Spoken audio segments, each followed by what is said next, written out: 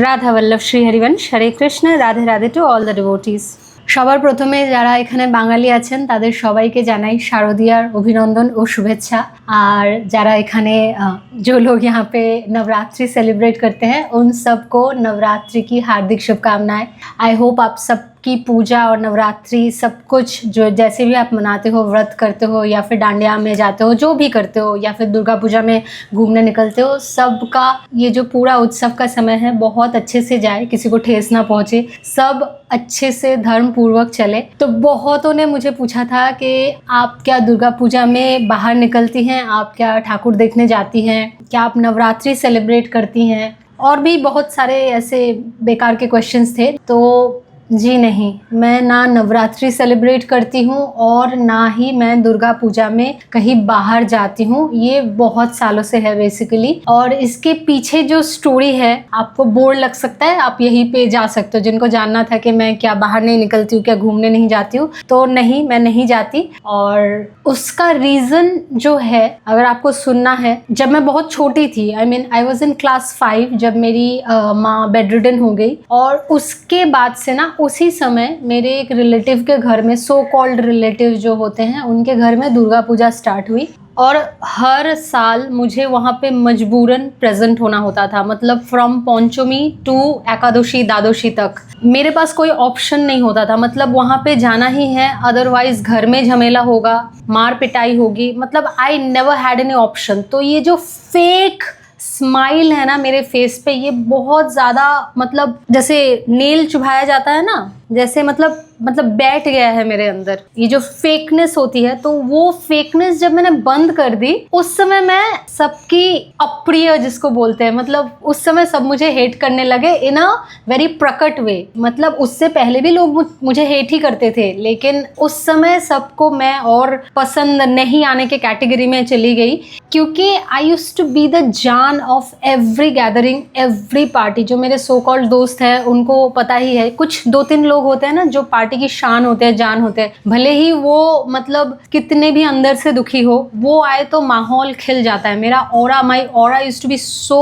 Vibrant in that way कि मैं जिस पार्टी में जाऊँ, मैं जिस गैदरिंग में जाऊँ, सबको कुछ ना कुछ ऐसे, मतलब हर कोई मतलब मेरे ऊपर हंसे, मेरे ऊपर मतलब लांछन लगाए, कुछ भी बोले, लेकिन वो लोग सब खुश होते थे, भले ही मैं अंदर से क्यों ना घुट घुट के मर जाऊँ। इस सिचुएशन में जो एक बात मुझे बहुत ज़्यादा समझ आई, मैं क्लास 5 में पढ़ती थी जब माँ बेड रिडन हुई, और सोचो मैंने स्कूल पास किया, फिर यूनिवर्सिटी में भर्ती हुई, उसके बाद मैंने जॉब शुरू की। मतलब इतने सालों तक मुझे मजबूरन वहाँ पे प्रेजेंट होना होता था, अदरवाइज घर में झमेले होंगे, मार पिटाई होगी, और कुछ ना कुछ ऐसी अशांति हो जाएगी, घर में खाने को लेके प्रॉब्लम हो जाएगा, as if like we are some भिखारी, हमारे पास खाने को नहीं है, एज इफ लाइक कि हमें उस घर में जाएंगे तभी वहाँ से आएगा खाना, प्रसाद आएगा, अदरवाइज घर में मतलब किसी भी तरीके से खाना बना भी नहीं सकते, किसी भी तरीके से बना भी नहीं सकते, उसके ऊपर मार पिटाई होगी। मतलब दिस वाज द सिचुएशन जो मैं किसी को ना समझा पा रही थी, और अभी तो छोड़ दो, अभी तो समझाने की कुछ है ही नहीं। लेकिन इस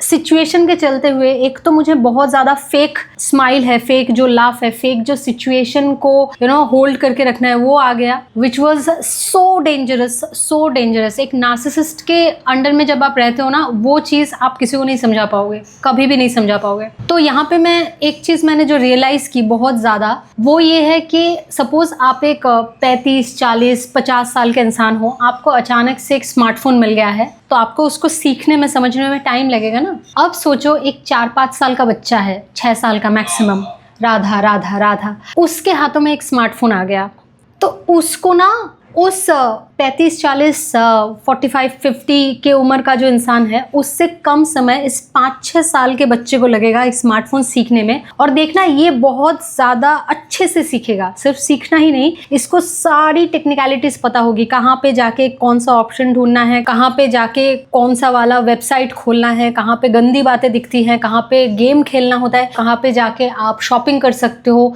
सारी चीज़ें इसको ऑलरेडी पता होंगी, क्योंकि इसका जो कच्चा दिमाग है ना, उस दिमाग को आप जैसे आप ढालोगे उसी तरीके से ये दिमाग बनता जाएगा। तो इन अ सेम वे मैं इतने कम उम्र की थी उस समय कि मुझे बहुत ज़्यादा जो हिपोक्रेसी है, जो दोगलापन है, और ये जो सारे रिलेटिव है ये कितने ज़्यादा टॉक्सिक है, मुझे बहुत ज़्यादा अच्छी तरह से समझ आता था। और कहीं ना कहीं मुझे ना बहुत गंदा लगता था इनका हिपोक्रेट बिहेवियर। और मुझे उस उम्र में ये समझ आ गया था कि ये जो हर कोई एक सवाल पूछे जा रहा है, हर रोज़ हर घड़ी पूछे जा रहा है कि माँ केमन आछे, तुम्हारी माँ कैसी है। क्योंकि हर किसी को पता था माँ बेड रिडन है, और हर किसी को मेरे पिता का स्वभाव भी पता था। क्योंकि एक बात होती है, आप अपने घर के सिचुएशन को ना कितना भी छुपा के रखना चाहो, ये रियलिटी है। आपके अगर पिता खराब है, आपकी अगर माँ खराब है, आपके अगर घर में भाई बहन खराब है, आपका अगर पति खराब है, पत्नी खराब है, कुछ भी है, आप सारी दुनिया के सामने जितना भी फेक करना चाहो, this is a reality check for everyone who is trying to fake it over social media. और आप जितना भी फेक करना चाहो, सारी दुनिया को आपसे ज़्यादा पता होता है। आप शायद खुद को भी समझा रहे हो कि नहीं ये इंसान ठीक है, दुनिया को आपसे ज़्यादा पता होता है कि कौन सा इंसान कैसा है। तो इस जगह से मुझे ये बात बहुत अच्छी तरीके से समझ में आ गई थी। ये जो सारे रिलेटिव पूछ रहे हैं कि माँ केमन आछे, they are just rechecking the thing कि माँ स्वस्थ तो नहीं हो रही, क्योंकि अगर स्वस्थ हो गई तो मेरे बाप से उनका जो स्वार्थ की पूर्ति हो रही है वो होना बंद हो जाएगा, या फिर उसमें बाधा पड़ेगी कहीं ना कहीं। क्योंकि कहीं ना कहीं मेरी माँ और मैं शिफ्ट हो जाएंगे, घर से चले जाएंगे। दैट वाज द रीज़न ना कि कभी मेरी माँ को स्वस्थ होने दिया गया ही नहीं, क्योंकि हम लोग अलग हो जाते हैं। हम लोग किसी को ट्रबल नहीं देते, कुछ नहीं करते, लेकिन हम लोग निकल जाते इस परिस्थिति से। जैसे गुरुदेव बोलते हैं ना कि अगर आप मुकाबला नहीं कर पा रहे हो तो आप निकल जाओ स्थिति से। हर समय लड़ना ही होगा ऐसा नहीं है। कृष्ण का नाम रणछोड़ क्यों पड़ा? क्योंकि किसी एक सिचुएशन में ना आपको निकल जाना होता है। हर समय आप कितना भी कुरुक्षेत्र का युद्ध कर लो, कुछ भी कर लो, लेकिन एक समय आता है जब आपको समझना होता है कि अब और नहीं, अब जो हो रहा है मेरे खुद के अपनों की या फिर मेरे नुकसान हो रहा है, मेरे शरीर, मेरा मन, मेरा आध्यात्म सब कुछ बर्बाद हो रहा है, तो मुझे यहाँ से हट जाना है। तो इसके लिए ना एक चीज़ मैं बहुत अच्छी तरीके से समझ गई थी कि यहाँ पे जो भी इंसान पूछ रहा है कि माँ केमन आछे, तुम्हारी माँ भी कैसी है, उनमें से एक भी इंसान एक दिन के लिए भी मेरे घर में आके मेरे लिए या मेरी माँ के लिए ना खाना बनाया, ना उसने कभी खाना पैक करके भेजा, ना उसने कभी मेरी माँ की बीमारी को ठीक करने के लिए, हालांकि मैंने एकदम एंड में हाथ पैर भी जोड़े थे उसी रिलेटिव के आगे। मतलब जब इंसान हेल्पलेस हो जाता है ना, जब उसको अध्यात्म ज्ञान नहीं होता, मैंने उनमें से एक को मैसेज किया था, उनमें से एक्चुअली नॉट एक को, मैंने बहुतों को ये रिक्वेस्ट भी किया था कि किसी तरीके से मेरे पिता को समझाओ, ऐसी घर की मेरी परिस्थिति है। But they were still bothered about this fact कि उनके घर में क्यों नहीं मैं जा रही हूँ, मैंने क्यों जाना बंद कर दिया। एकदम आखिर में जब मेरी माँ की हालत बहुत ख़राब थी तो उस समय मैंने जाना छोड़ दिया था, क्योंकि आई removed myself mentally from all this procedures, from all this gathering, from all this thing। मुझे और इस हिपोक्रेसी का पार्ट नहीं बनना था, इस हिपोक्रेसी का पार्ट। मुझे दिख रहा था सबकी ज़िंदगी में तरक्की हो रही है, सब अपनी ज़िंदगी में खुश है, सब अपने मम्मी पापा के साथ खुश है, और सबको दिख रहा है कि मेरे फादर कैसे हैं, मेरी माँ की हालत क्या है। कोई मेरे और मेरी माँ के लिए खड़ा नहीं है, एक भी इंसान खड़ा नहीं है, एक भी इंसान is not trying to suggest a doctor, suggest a medicine or provide a situation so that my mother can get better, I can get better। मेरे करियर के बारे में कभी किसी ने नहीं सोचा, सबने सिर्फ मजाक उड़ाया है, सबने सिर्फ they made a fun out of it. And every time अगर मेरा पेपर में नाम आता था ना, अगर मेरा किसी भी मेरे अच्छे कार्यों की वजह से, मैं जो परफॉर्म्स करती थी उसकी वजह से अगर मेरा पेपर में नाम आता था, टीवी में मैं दिखाई जाती थी, तो उसको एक बहुत ही ज़्यादा सरकास्टिक वे में उसको प्रेजेंट किया जाता था। और मैं समझती थी अंदर ही अंदर, ऐसा नहीं था कि मुझे ना प्रेजिंग कभी अच्छी नहीं लगती थी, मैं एकदम छोटी थी। अभी तो जब जाके मैं गीता में पढ़ती हूँ कि प्रेजिंग इज़ लाइक मीठा जहर है, आपकी अगर प्रशंसा हो रही है उससे ख़राब कुछ नहीं है। और मुझे इतने छोटी उम्र से ना ये बात एकदम मेरे दिमाग में बैठ गई थी कि ये इंसान अगर प्रेजिंग कर रहा है, मेरी प्रशंसा कर रहा है, इसको ना मैं खाने को दे रही हूँ, ना इसके मैं पैसे दे रही हूँ, तो ये कर क्यों रहा है। Praising is the most unvaluable and very toxic thing in your life. अगर कोई मुझे यूट्यूब पे ज़्यादा प्रशंसा करता है ना, मैं उसका कमेंट लाइक नहीं करती हूँ। कोई टॉक्सिक करता है तो देखती नहीं हूँ मैं, लेकिन कोई अगर प्रेजिंग करता है वो मुझे ज़्यादा गंदा लगता है। I hate praising. तो कहीं ना कहीं ये बात मुझे बहुत छोटी उम्र से समझ में आ गई थी कि सारे रिलेटिव्स एक तो फेक है, ऊपर से ये सारे और ज़्यादा ना आग में घी डाल रहे हैं ताकि ये सिचुएशन बनी रहे। क्योंकि हाथी जब कीचड़ में पड़ता है ना तो बोलते हैं ना कि मच्छर भी आके लात मारता है। तो this is the situation, this was the situation. कहीं ना कहीं दुर्गा पूजा के साथ मेरी मेमोरी बहुत ज़्यादा टॉक्सिक है, बहुत ज़्यादा टॉक्सिक। मुझे वहाँ पे फोर्सफुली रहना पड़ता था और मुझे नहीं पता होता था कि मेरे माँ के लिए खाना जा रहा है या नहीं। और सिंस मेरे फादर एक नार्सिसिस्ट हैं तो कहीं ना कहीं अगर मैं बोलूँ कि मैं प्रसाद पहुँचा देती हूँ या फिर खाना पहुँचा देती हूँ कुछ, उसके एक अलग ही बिहेवियर। उनका सिर्फ ये होता था कि वो कितना ज़्यादा रिलेटिव्स के पैर तलवे चाट सके, कितना ज़्यादा हम लोगों को इंसल्ट करके और तरीके से मतलब बैड बिहेवियर करके रिलेटिव्स के सामने उनको मतलब मज़ा दे, कितना ज़्यादा मुझे और मेरी माँ को नीचा दिखा के। So that was the whole thing. तो कहीं ना कहीं ये मेमोरी मेरी बहुत टॉक्सिक है, बहुत टॉक्सिक। तो जब मैं धीरे धीरे जब मैं मतलब बड़ी हुई थोड़ी सी और मैं यूनिवर्सिटी में गई तो उस समय मुझे देखने को मिला कि मेरे सो कॉल्ड जो बैचमेट्स दोस्त सब है वो लोग होल नाइट पैंडल हॉपिंग जो होता है ना, सारी रात पैंडल्स में घूमना, ये सारी चीज़ें वो लोग करते हैं, उनके लिए घर से परमिशन है। अब तो मैं थोड़ी बड़ी हो चुकी थी ना और मुझे वहाँ पे वो मतलब 6 दिन 7 दिन वहाँ पे एक जगह पे बैठे रहो, वहाँ पे मतलब उसी घर में रहो और सारे टॉक्सिक ये सबसे मुझे अभी मेंटली मैं निकल चुकी थी। तो मुझे अभी था कि मुझे दोस्तों के साथ जाना है बाहर। और मेरी माँ ने हमेशा ऐसे बेड रिडन हालत में भी इतना ज़्यादा मेरी खुशी चाहिए है ना, इतनी ज़्यादा मेरी खुशी चाहिए है कि वो हर समय बोलती थी कि हाँ आप जाओ लेकिन सावधानी से रहना क्योंकि आपको पता है दुनिया कैसी है। मतलब मेरी माँ एक हेल्दी वे में जैसे एक पेरेंट बॉदर करता है ना वैसे ही करती थी कि देखो कहीं पे ऐसा मत करना कि कहीं पे किसी ने खिला दिया कुछ उल्टा सीधा मत खा लेना। तो she used to get bothered in a very good way. उसी जगह पे मेरे फादर का जो बिहेवियर होता था कि उनका ये चिंता नहीं होता था कि लड़की बाहर गई तो लड़की को कुछ हो गया तो क्या होगा। उनका ये होता था कि अगर लड़की को किसी ने बहला के फुसला के कुछ कर दिया या फिर हो गया तो मेरी नाक नीचे हो जाएगी, मैं इसको बिहाऊंगा कैसे, क्योंकि इसको घर से निकालना है, इसको घर से निकालना है ना। और इस स्थिति में मेरा जो माइंड सेट था वो ये था कि मैं क्लास 5 से मेरा यूनिवर्सिटी तक आ गई, जिस उम्र में बच्चे माँ बाप के साथ घूमने जाते हैं, दोस्तों के साथ भी थोड़ा बहुत पास में ही दुर्गा पूजा तक घूम के चले आते हैं, ज़्यादा दूर नहीं जाते, मेरा पूरा वो समय चला गया। मैं जब मैं शॉर्ट्स पहनती हूँ लोग जज करते हैं, मुझे फ़र्क नहीं पड़ता। मैंने अपना पूरा बचपन गंवा दिया है, आधी जवानी गंवा दी है, सो मुझे फ़र्क पड़ता ही नहीं। लोग बोलते हैं ना कि आप महाराज जी के सामने जाओगे क्या, नहीं जाऊँगी, मुझे पता है मर्यादा, मुझे मर्यादा पता है, आपसे ज़्यादा पता है, इसके लिए मैं ऐसी बात भी नहीं सोच सकती। आप सोच सकते हो शायद, मैं ऐसा सोच भी नहीं सकती। तो एनीवे मेरे लिए जहाँ पे अगर मैं अभी स्विमिंग करने गई, मैं साड़ी पहन के नहीं जाऊँगी, मैं गोपी ड्रेस पहन के नहीं जाऊँगी, मैं फुल लेंथ जीन्स पहन के भी नहीं जाऊँगी। स्विमिंग करने गई तो मैं शॉर्ट्स पहन के जाऊँगी। अगर मुझे कहीं पे लगा I am comfortable with it, और मैं शॉर्ट्स ही पहनती हूँ, मैं हॉट पैंट नहीं पहनती, अगर if you don't know the clear difference. But anyway what I was saying is कि मैंने वो समय देखा ही नहीं जहाँ पे एक माता पिता के साथ एक बच्चा घूमता है, शॉपिंग करता है।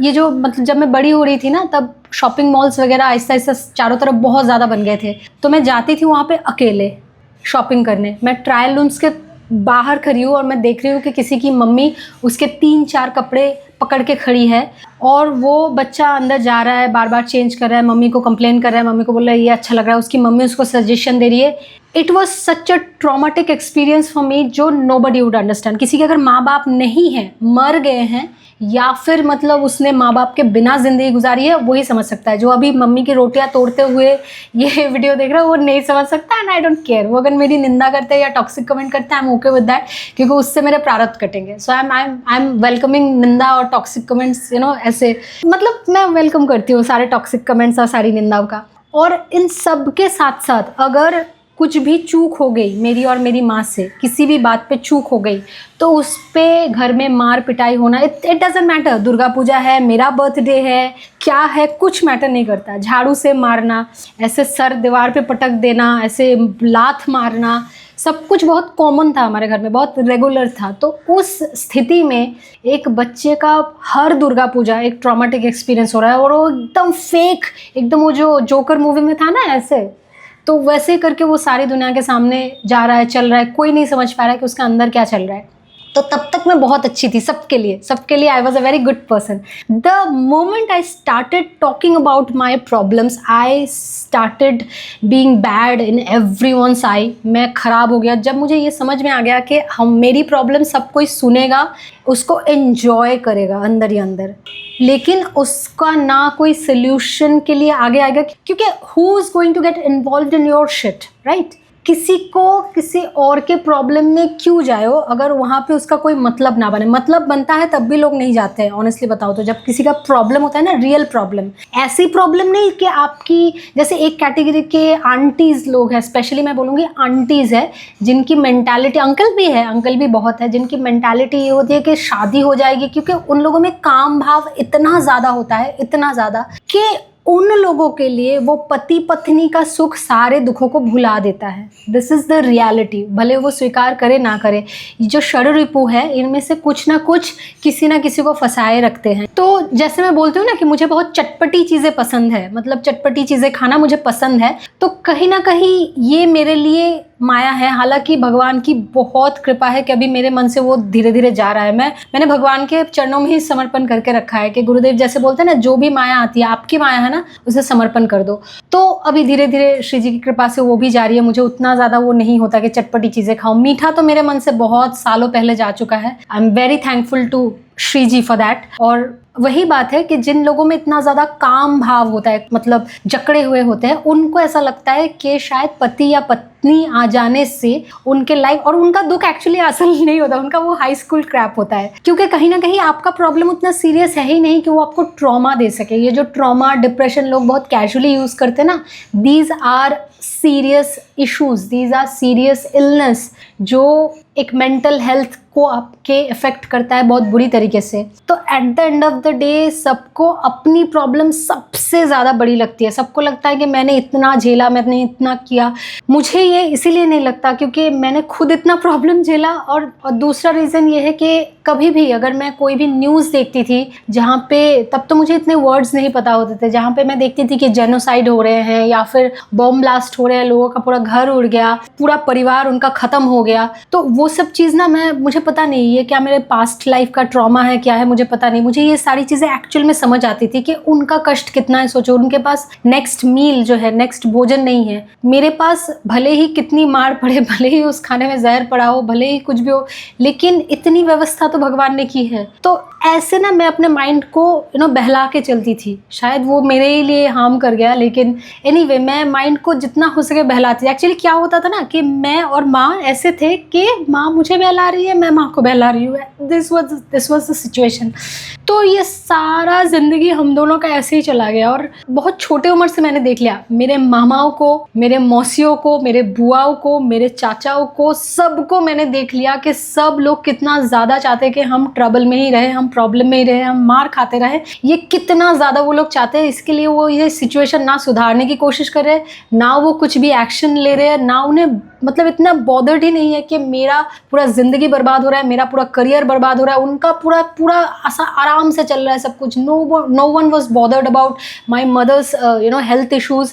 मेरी हेल्थ ख़राब हो रही थी धीरे धीरे, सबको दिख रहा था सब कुछ चीज़, क्योंकि मैंने बोला ना कि सबको आपकी प्रॉब्लम आपसे ज़्यादा दिखती है। This is the reality. आप भले उसको सोशल मीडिया पे डालो या ना डालो, आपको समझ में, मतलब उस इंसान को देख के सबको समझ में आ जाता है। तो कहीं ना कहीं ये जो हिपोक्रेसी थ्रू आउट इस समय में मैंने देखा, तो मेरी जो ये दुर्गा पूजा वाली मेमोरी है बहुत ज़्यादा टॉक्सिक है। ऐसा नहीं है कि मैं कभी दोस्तों के साथ बाहर नहीं गई, मैं गई हूँ बाहर, मैंने उनके साथ पैंडल हॉपिंग की है, मैं रेस्टोरेंट में जाके खाना खाया है। कहीं ना कहीं अंदर एक चुभन अंदर से हुए ही जा रही है कि माँ घर में कैसी है, माँ घर में कैसी है, क्योंकि माँ ने ही भेजा है कि नहीं तुम जाओ कुछ घंटे दोस्तों के साथ घूम के आओगे। Mother always wanted me to have at least some hours of peace, some hours of fun, लेकिन उनको भी ये कहीं ना कहीं समझ नहीं आता था कि मुझसे नहीं डाइजेस्ट हो रहा है। जैसे मैंने बोला ना स्मार्टफोन की बात, कि एक बच्चा जो छोटे उम्र से देख रहा है वो जल्दी समझेगा। आप अगर बड़े उम्र, क्योंकि तब आपका माइंड ना दूसरे तरीके का हो चुका होता है, आपके अंदर ईगो भर चुकी होती है, आपके अंदर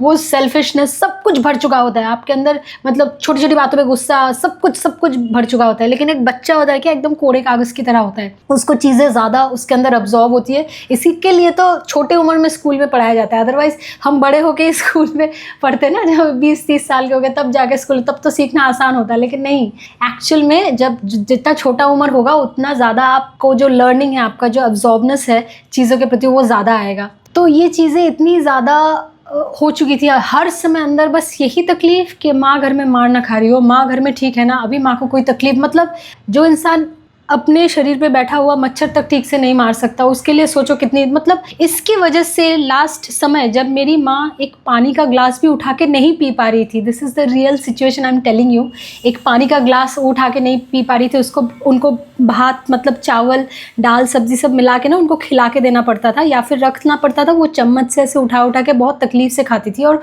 वो चाहती थी कि वो खाए। उनको मतलब इतना ज़्यादा उनका मेंटल स्ट्रेंथ था उनका, कि उस हालत में भी वो बोलती थी कि मैं देखती हूँ कि मैं खा पाती हूँ कि नहीं।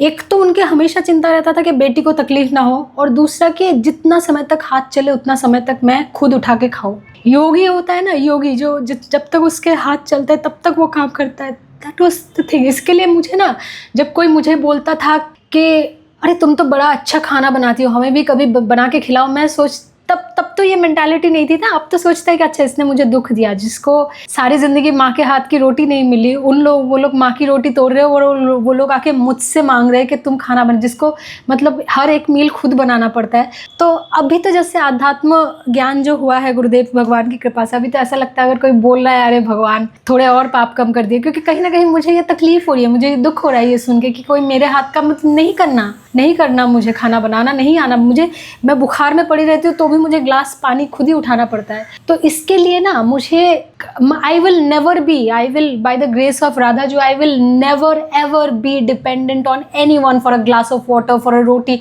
नहीं भाई, बिना खाए मर जाऊंगा, किसी के हाथ का रोटी नहीं चाहिए मुझे, नहीं चाहिए। अगर वो प्रसाद के रूप में आ रहा है that is something else, Prasad is something else, लेकिन मुझे नहीं चाहिए भैया। नहीं बना के देगा मत बना, क्योंकि वो खाने के साथ जो एटीट्यूड मेरे को दिखाएगा या फिर मार पड़ेगी या कोई, ऐसा नहीं चाहिए मुझे। सब रिश्ते झूठे हैं, गुरुदेव भगवान जब बोलते हैं ना, मतलब मैं यही सोचती हूँ कि मेरा लाइफ का सिचुएशन ऐसा बना कि गुरुदेव भगवान जब मौत की बात करते हैं, जब झूठे रिश्तों की बात करते हैं, वो सारी चीज़ें इतना सच मैंने देख लिया, इतना लेवल पे जाके सच देख लिया है। तो ये बात आप हमेशा याद रखना कि दुख कभी भुलाया नहीं जाता। दुख अगर भुलाया गया वो दुख नहीं है, वो प्रॉब्लम नहीं है जो आप भूल गए हो, ठीक है, वो never, it was just high school crap. तो कहीं ना कहीं दुख को साइड में रख के आपको भजन करना पड़ता है, आपको एक साधक जब बनता है तब कहीं ना कहीं उसको साइड में रख के आपको भगवान के प्रति चलना होता है। वो भी भगवान का सहारा लेकर ही, भगवान से ही प्रार्थना करना पड़ता है कि आप प्लीज़ हेल्प करो, आप मतलब दुखों से मेरा मन हटे, आपके प्रति मेरा मन लगे। जिस समय मेरी माँ की वो हालत थी कि मेरी माँ बिल्कुल भी मतलब खुद के हाथों से खाना भी उठा के नहीं खा पा रही थी, उस समय जब मैंने उन रिलेटिव्स को, वो लोग दे आर बॉदर्ड कि मैं वहाँ क्यों नहीं आ रही हूँ, why I am not having fun with them, मैं उनके साथ मज़े क्यों नहीं कर रही हूँ। They are bothered about their own fun, क्योंकि मैं नहीं जा रही हूँ, nobody is there to misbehave with, nobody is there to make fun of. तो कहीं ना कहीं वो उस बात पे बॉदर्ड हो रही थी कि अरे ये आएगी तो इसका मजाक उड़ाएंगे, इसको टीज करेंगे, इसके प्रति दुर्व्यवहार करेंगे, कहीं ना कहीं तो हमें मज़ा आएगा। जब मैंने उनसे मदद मांगी, इस स्थिति में भी मैंने उनसे मदद मांगी है, this was me, this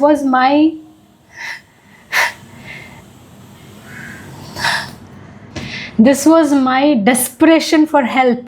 desperation for help ये होता है कि जो आपको मार रहा है आप उसी से हेल्प मांग रहे हो। मैंने इतनी बार अपने पिता के सामने मैं रोई हूँ ना कि प्लीज़ कोशिश करते हैं, मम्मा को ठीक करने की कोशिश करते हैं, ठीक नहीं होगी वो प्रॉब्लम नहीं है, कोशिश करते हैं ठीक करने की। मैंने उस स्थिति में भी उनके सामने मैंने रिक्वेस्ट की है, प्लीज़ मेरे पिता से बात करो, आपकी बात सुनते हैं, प्लीज़ बात करो। वो लोग बॉदर्ड है कि मैं उनके घर क्यों नहीं जा रही हूँ, why I am not placing myself into their house so that they can make fun of me.